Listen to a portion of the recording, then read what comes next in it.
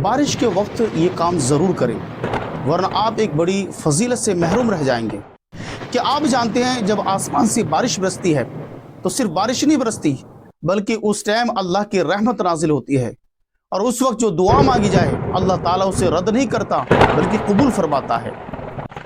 मुस्तदरक लिल हाकिम हदीस नंबर 2534 है। हज़रत सहल बिन साद रदी अल्लाह ताला से रिवायत है कि रसूलुल्लाह सल्लल्लाहु अलैहि वसल्लम ने इरशाद फरमाया, बारिश के टाइम जो दुआ मांगी जाए अल्लाह ताला उसे रद्द नहीं फरमाता, यानी उस दुआ को अल्लाह ताला कबूल फरमाता है। प्यारे दोस्तों, बारिश का वक्त अल्लाह ताला की रहमत के नुज़ुल का वक्त है। ऐसे लम्हों में बंदा अगर सच्चे दिल से अपने रब को पुकारे और अपने गुनाहों की माफ़ी मांगे, वालिदैन के लिए दुआ करे, रिज़्क़, सेहत और ईमान की सलामती और उम्मत मुस्लिमा की भलाई के लिए दुआ करे, तो अल्लाह ताला से उस वक्त कबूलियत की बड़ी उम्मीद होती है। मगर अफसोस, आज हम बारिश शुरू होते ही मोबाइल से वीडियोस बनाने, मौसम का लुत्फ लेने में मसरूफ़ हो जाते हैं, मगर दुआ मांगना, अल्लाह से भलाई की दुआ मांगना, ईमान की सलामती की दुआ मांगना, ये भूल जाते हैं। हालांकि यही वो वक्त है जिस वक्त हमें अपने रब्बुल आलमीन के हुजूर हाथ उठाकर, गिड़गिड़ाकर, आजिज़ी से दुआ करनी चाहिए और अर्ज़ करना चाहिए, अल्लाह करीम इस बारिश को हमारे लिए नफ़ा बख्श बना दे। तो लिहाजा आइंदा जब भी बारिश हो तो चंद लम्हे अल्लाह के हुजूर दुआ मांगने के लिए ज़रूर निकालें, क्योंकि ये नुज़ूल रहमत और दुआ के कबूल होने का वक्त होता है। अल्लाह ताला बारिश के वक्त हमें अच्छी अच्छी नेक दुआएं करने की तौफीक अता फरमाए और उसकी कबूलियत की सादत नसीब फरमाए।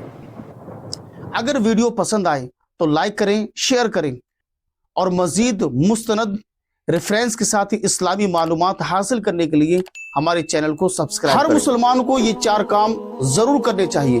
नंबर 1, तिरमिज़ी हदीस नंबर 3505, अगर दुआ में ला इलाहा इल्ला अंता सुब्हानका इन्नी कुन्तु मिनज़ ज़ालिमीन पढ़ लिया जाए तो दुआ ज़रूर कबूल होती है।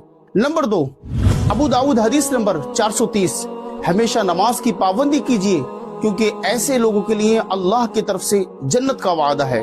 नंबर 3, बुखारी शरीफ हदीस नंबर 15, सबसे ज्यादा मोहब्बत रसूलुल्लाह से कीजिए, क्योंकि इसके बगैर कोई मुसलमान हो ही नहीं सकता। नंबर 4, बुखारी हदीस नंबर 6502, अल्लाह के वलियों से मोहब्बत रखिए, क्योंकि इनका दुश्मन अल्लाह का दुश्मन है। अबू दाऊद हदीस नंबर 2880, कि जब कोई बंदा इंतकाल कर जाता है तो उसके आमाल का सिलसिला मुनक़ता हो जाता है सिवाय 3 के, यानी 3 चीजों का सवाब उसे मरने के बाद भी मिलता रहता है।